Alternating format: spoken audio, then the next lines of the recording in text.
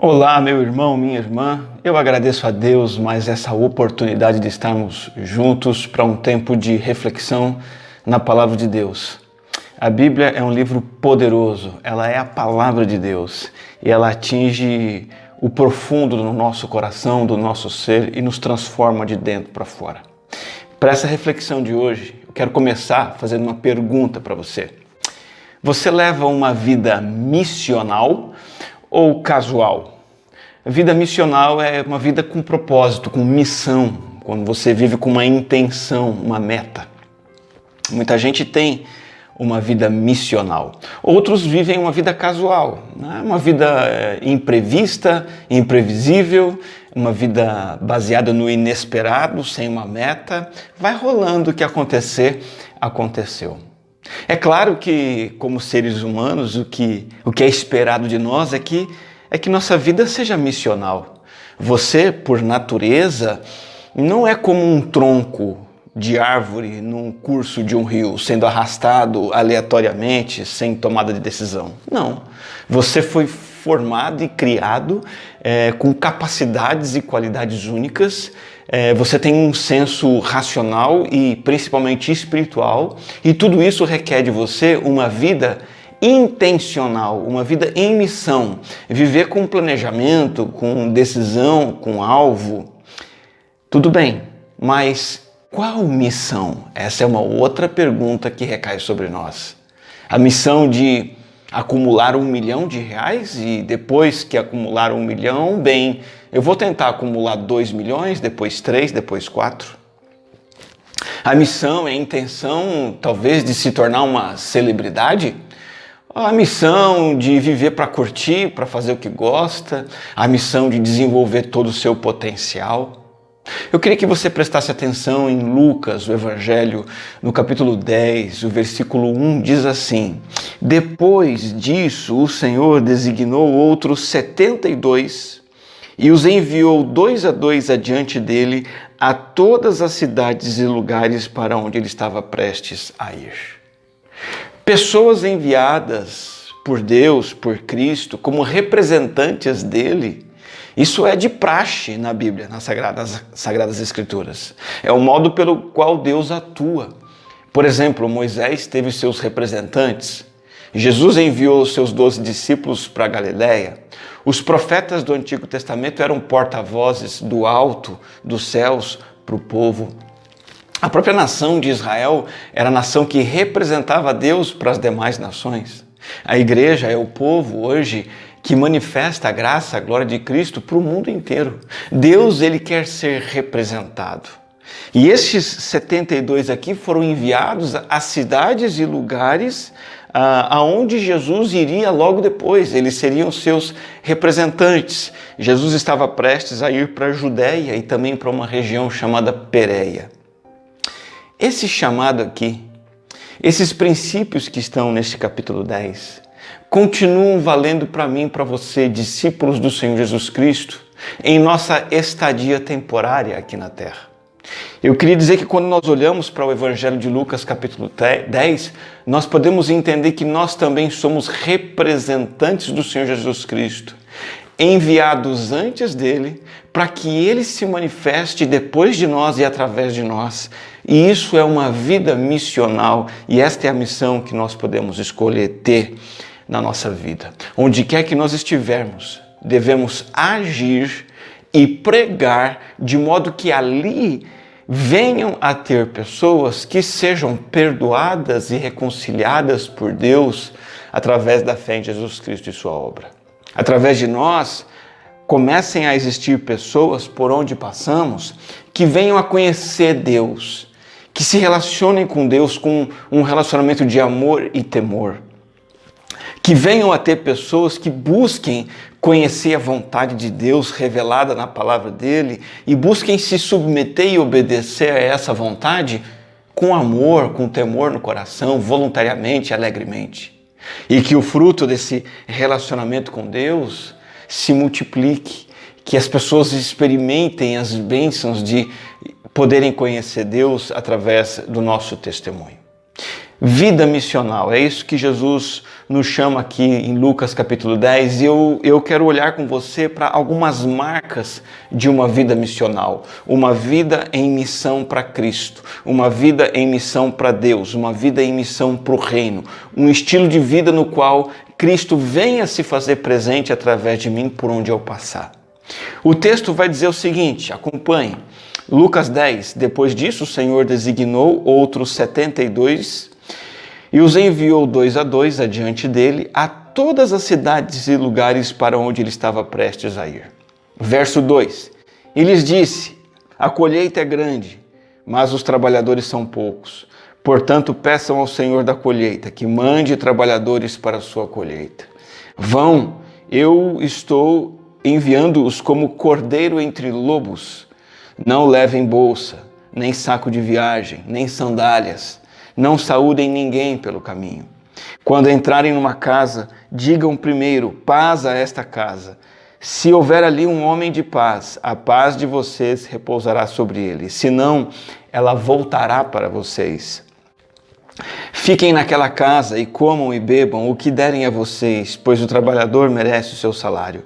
Não fiquem mudando de casa em casa. Quando entrarem numa cidade e forem bem recebidos, comam o que for posto diante de vocês. Curem os doentes que ali houver e digam-lhes, o reino de Deus está próximo de vocês. Mas quando entrarem numa cidade e não forem bem recebidos, saiam por suas ruas e digam, até o pó da sua cidade que se apegou aos nossos pés, sacudimos contra vocês. Fiquem certos disso. O reino de Deus está próximo. Eu digo, naquele dia haverá mais tolerância para com Sodoma do que para com aquela cidade.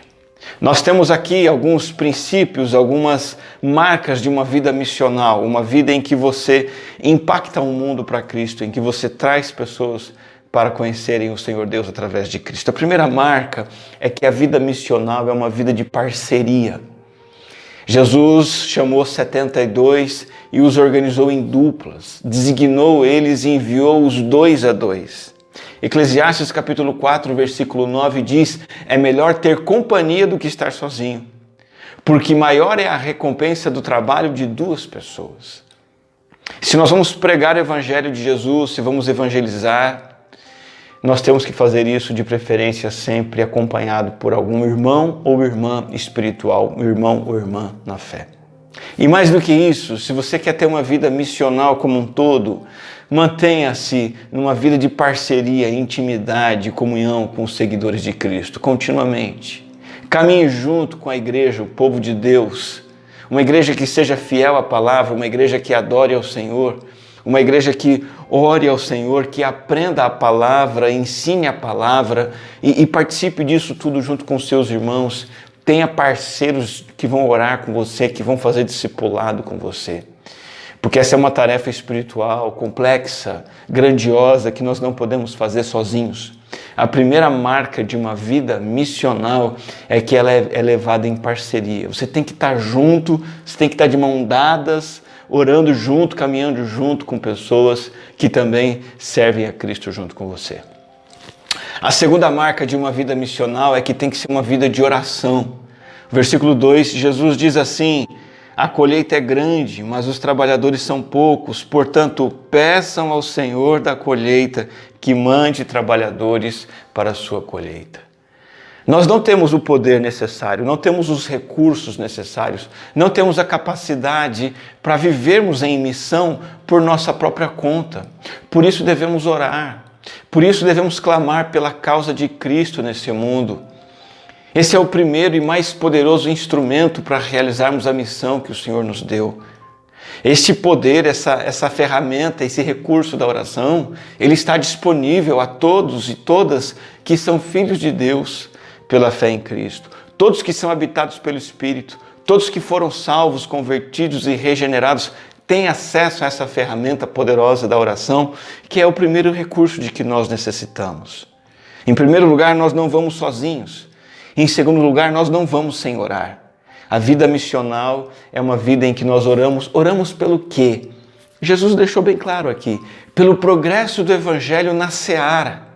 A seara, a colheita, é este vasto mundo que não conhece Deus, que está distante de Jesus Cristo. Nós temos que clamar. E como que o Evangelho alcança este mundo? Como que essa seara é alcançada? Através de trabalhadores enviados para essa seara. Nós devemos orar por nós mesmos e por pessoas que sejam discípulos fiéis, seguidores fiéis de Jesus Cristo, que se impregnem neste mundo, que entrem em todos os contextos de vida e se espalhem pelos 4 cantos da terra, levando a mensagem de Jesus Cristo. Sem oração não vai ter obreiro, não vai ter obra, não vai ter colheita e a vida missional não vai acontecer. Nós temos 2 primeiros direcionamentos do Senhor para a vida missional. Primeiro, ela é feita em parceria. E segundo, ela é feita à base de oração. Em terceiro lugar, a vida missional acontece em meio à oposição. E requer de nós enfrentamento de oposição. Aqui no versículo 3, o Senhor Jesus Cristo diz: vão, eu os estou enviando como cordeiros entre lobos. Enfrentaremos perigos e hostilidades. João 15:20, Jesus já tinha dito: se me perseguiram, também perseguirão vocês. Se obedeceram à minha palavra, também obedecerão a de vocês. Vida missional, em que você quer levar o conhecimento de Deus através de Jesus Cristo, é um estilo de vida perigoso. Jesus não escondeu isso de forma alguma. Ele disse: vão, eu estou enviando, mas vocês serão ovelhas entre lobos. Jesus não deu falsas esperanças, ele não deu expectativas falsas, dizendo que tudo seria muito fácil e agradável. E por que não? Por que Jesus não deu falsas expectativas? Nas palavras de Martinho Lutero nós encontramos a resposta. Ele diz assim: enquanto possível, Caim continuará assassinando Abel até o fim do mundo. Caim continuará assassinando Abel até o fim do mundo. A nossa vida com Cristo, com o Senhor, de obediência a este livro santo, as Escrituras Sagradas, a nossa vida e a nossa mensagem confrontam a mentalidade desse mundo, a cultura desse mundo, os costumes desse mundo, o estilo de vida desse mundo. Nós batemos de frente com os nossos valores, que são os valores da palavra, os valores de Deus. O homem natural, o homem sem Cristo, o homem que vive por si, a pessoa que vive por si mesma, ela quer autonomia, ela quer fazer o que dá na telha, ela quer fazer o que ela gosta, ela quer seguir o que ela prefere e ela odeia submeter-se ao Senhor. E isso gera um impacto. A nossa mensagem, a nossa presença, os nossos valores geram um impacto. Eu tenho tentado aprender a gostar da corrida. E uma das coisas muito importantes na corrida é a questão do impacto. E existe uma teoria do impacto. A corrida é um esporte de impacto. Você corre, você gera um impacto no seu corpo, um atrito com o chão, você pisa, você gera impacto no seu pé, no seu tornozelo, na sua perna, no seu joelho. E isso pode ou causar lesão, e a lesão tira você do combate, tira você de ação, você fica lesionado, você tem que parar. Ou, ao invés de causar lesão, causa uma adequação. O que é adequação? É quando o seu corpo se ajusta àquele impacto, se fortalece e prossegue. Quando nós somos enviados para esse mundo, para marcarmos esse mundo com a presença de Deus, anunciarmos o Evangelho, termos uma vida missional, nós vamos causar um impacto. E ao invés de nos lesionarmos, nós somos chamados a nos adequarmos, a assimilar o impacto e prosseguir. 1 João 3,13 diz assim: meus irmãos, não se admirem se o mundo os odeia. É normal as pessoas torcerem o nariz para aquilo que pregamos, para aquilo que vivemos. 2 Timóteo 3,12, Paulo diz assim: de fato, ou seja, sem dúvida, é fato que todos que desejam viver piedosamente em Cristo Jesus serão perseguidos. Então a vida missional não é uma vida de aplauso, não é uma vida em que nós teremos seguidores, teremos sempre pessoas nos amando, as coisas serão fáceis. Não, vida missional é uma vida de oposição. Em quarto lugar, a quarta marca da vida missional é que ela tem que ser uma vida de desprendimento. Aqui no versículo 4, Jesus diz assim: não levem bolsa, nem saco de viagem, nem sandálias. Era para viajarem sem carregar bagagem alguma. Quando Jesus disse para não levar sandália, não é para eles irem descalços, porque se eles fossem descalços teriam algum poder maior espiritual. Não. É porque é para não levarem bagagem extra. Meu amigo, minha amiga, irmão, irmã, não devemos e nem vale a pena viver neste mundo para acumularmos bens materiais. Juntarmos o primeiro milhão e o segundo e o terceiro e casa e mais uma casa e um carro e outro carro e transformar a nossa vida numa corrida do ouro. Ouro este que tão somente ficará para outras pessoas quando formos embora. Não vale a pena. Uma vida que não tem sentido. Por outro lado, nós não somos convidados por Jesus aqui a levar uma vida pródiga, desperdiçadora, uma vida insensata com dinheiro. Não vou guardar nada, não vou poupar nada, vou gastar tudo. Não. Nós temos que trabalhar, temos que ganhar o nosso dinheiro, obter o nosso sustento, temos que poupar recursos, doar recursos, mas temos que evitar, dia após dia, para que não sejamos fisgados por essa isca do materialismo em que eu vivo para obter bens e acumular bens, porque eles são transitórios. Quando um dos 72, quando aquelas duplas, todos aqueles 72 estivessem em missão na Judéia e na Pérea, eles não deveriam estar lá procurando juntar recursos para si mesmos. Eles estavam lá para outra coisa, para anunciar Cristo, para anunciar o reino. Nós estamos aqui neste mundo também, não para acumular coisas para nós, mas para anunciar as riquezas espirituais que existem e estão disponíveis através do conhecimento de Deus. Uma vida missional é uma vida de desprendimento. E em quinto lugar, a vida missional é uma vida de urgência e de transitoriedade. Uma pequena expressão é curiosa, mas nos chama a atenção aqui. Não saúdem ninguém pelo caminho. Não saudar? Será que os 72 deveriam ser, como alguns evangélicos hoje em dia, né? Gente grosseira, sisuda, mal-humorada, não pode ser simpático, não pode ser gentil? Não. Jesus não está nos chamando para sermos rudes. O que acontece é que a saudação a qual Jesus se refere aqui, naquele contexto cultural antigo, era uma cerimônia que era elaborada, que envolvia formalidades, às vezes incluía até mesmo uma refeição e gerava grandes atrasos. Não era apenas um aperto de mão simpático. Por isso que era normal que uma pessoa que tivesse uma missão urgente naqueles dias, ela deixasse de realizar aqueles protocolos de saudação sem ser visto como pessoa grosseira, porque todo mundo entendia que ela tinha uma missão urgente. Por exemplo, no versículo 7, isso esclarece para nós esse conceito. Fiquem naquela casa, comam e bebam o que derem a vocês, pois o trabalhador merece o seu salário. E diz assim, não fiquem mudando de casa em casa, ou seja, mudando de hospedagem. Jesus queria que aqueles 72 se estabelecessem nos povoados e não ficasse perdendo tempo em busca de acomodações mais confortáveis. Deveriam realizar o trabalho que tinham que realizar e focar na missão que tinham que realizar, de forma objetiva e direta, sem perder tempo com saudações, formalidades, confraternizações, busca por lugares melhores. Eles não deveriam criar raízes por onde passassem, onde estivessem.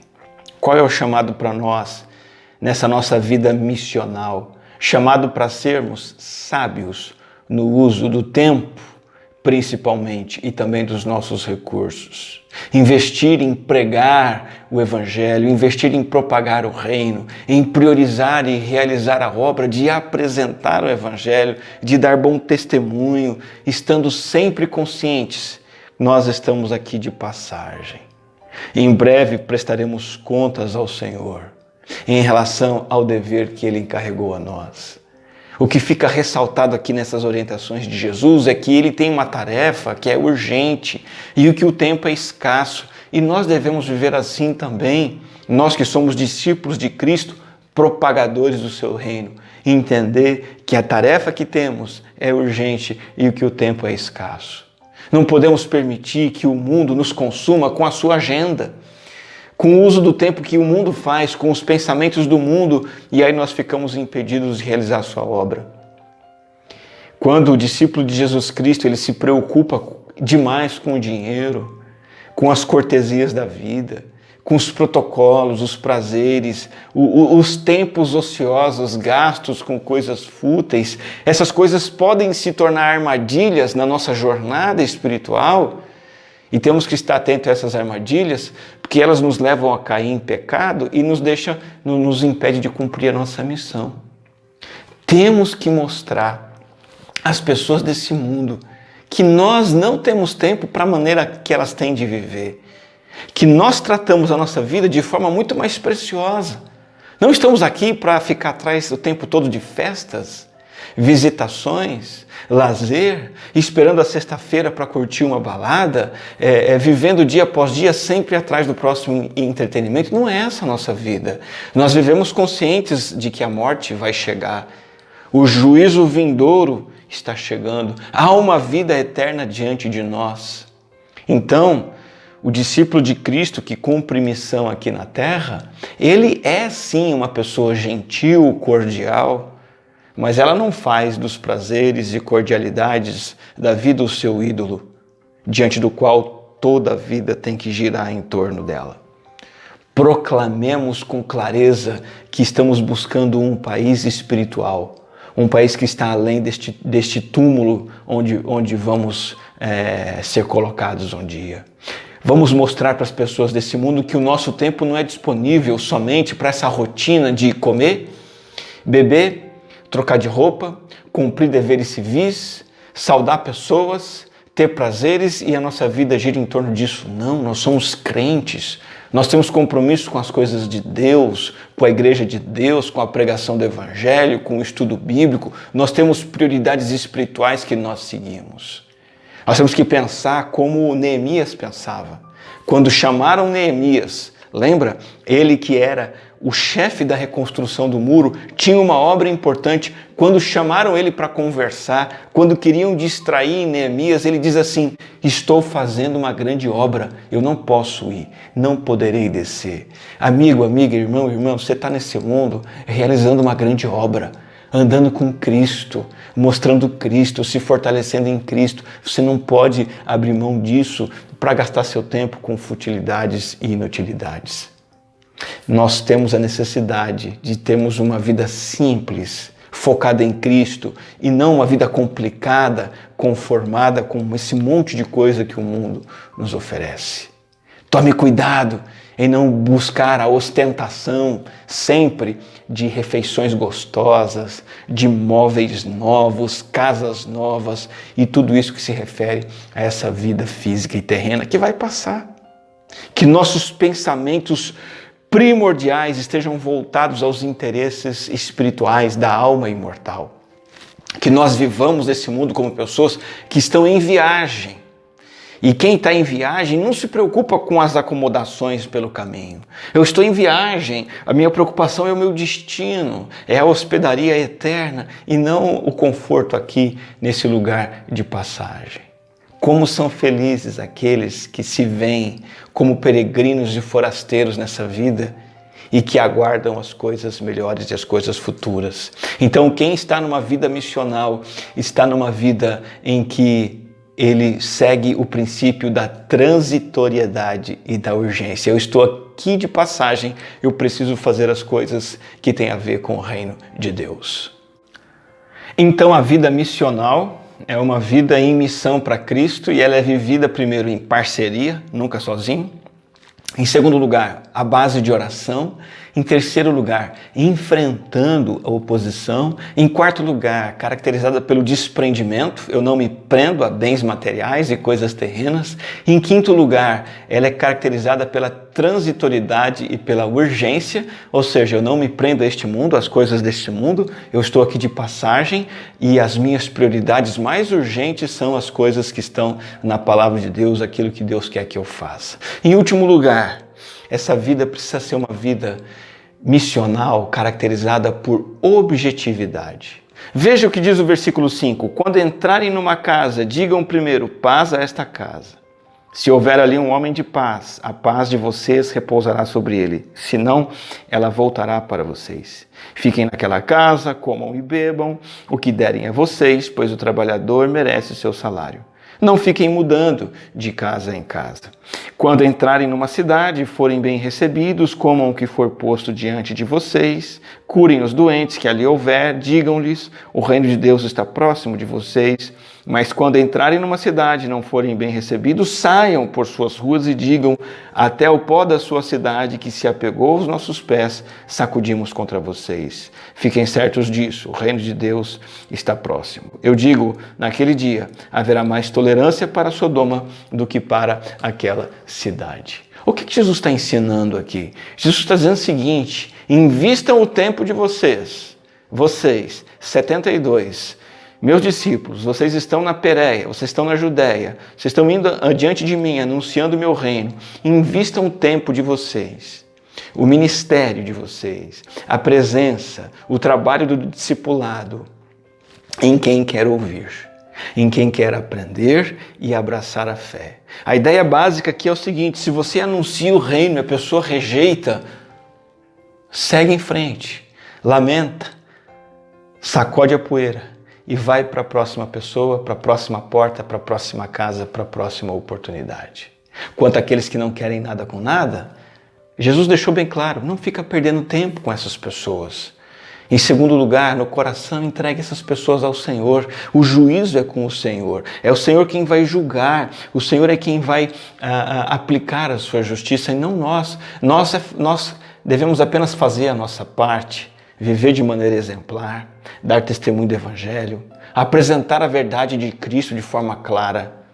Mas aqueles que rejeitarem vão se ver com o Senhor no dia do Senhor. Concluindo esta reflexão em Lucas 10, vida missional é uma vida em que nós somos precursores, nós somos introdutores, nós somos arautos de Jesus Cristo. Nós vivemos com Deus para refletir a glória de Deus, para que mais pessoas conheçam a Deus e andem com Deus pela fé em Jesus Cristo. Que onde você estiver, com quem você estiver, outras pessoas, pelo seu impacto, pela sua presença, pelo seu testemunho, pelas suas palavras, que outras pessoas também venham a conhecer Deus através do seu Filho, Jesus Cristo. Não tem vida mais satisfatória e nobre do que essa.